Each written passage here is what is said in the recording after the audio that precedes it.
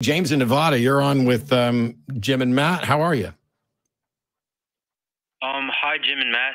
I'm having a nice day, thanks.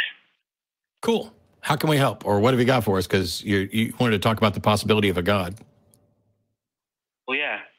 Well, with there being a possibility of a God, I would like to say that if there was a God, that I believe God would hope that people are attracted to reason and science, and that they use common sense to overcome the problems that the world is facing, and not just be on the sidelines saying that something will happen, but that they'll do something about it.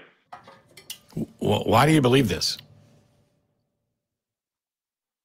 Because you are rational, and you're right with a lot of things that you say, that throwing up your hands won't change anything. Things need to be done.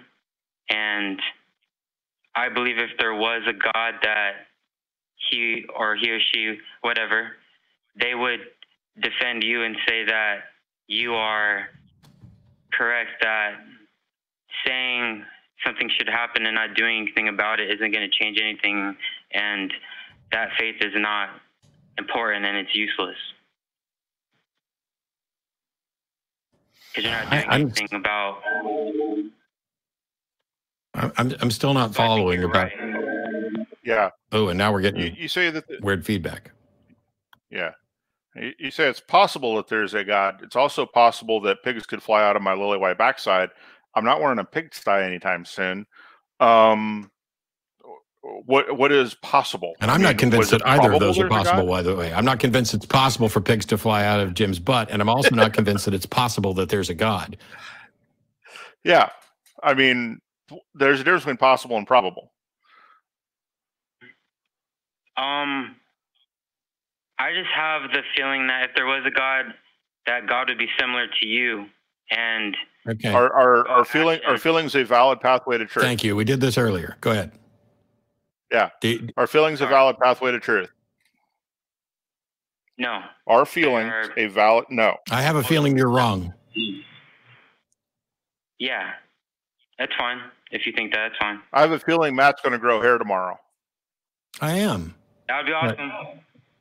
I can do it just by not cutting it off. Anyway, thanks, James. I appreciate the call. We're gonna kind of close this out right now, because I'm not convinced that James wasn't just, like a fanboy trying to call in and tell me that I should be God. And I'm like, no, I absolutely shouldn't.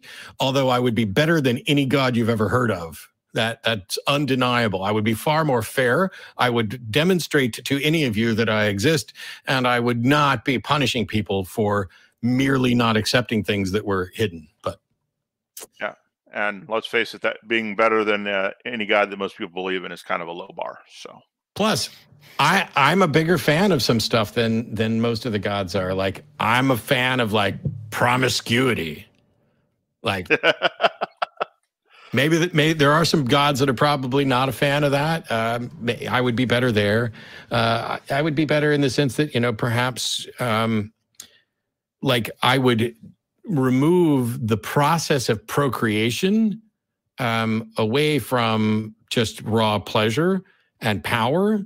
And then there would never be any motivation for someone to rape someone else. So just by making that change to like, hey, here's how we procreate. Jim and I can say, you know what, Jim, I think I'd like to make a baby with you. Would you like to make a baby with me? And then if we agree, then we can each pluck a hair out of our head, put it in a ball of spit and bury it in the ground in the backyard, and a new version of us grows without anybody having to carry it, without any sort of violation of individual autonomy or personal space or anything.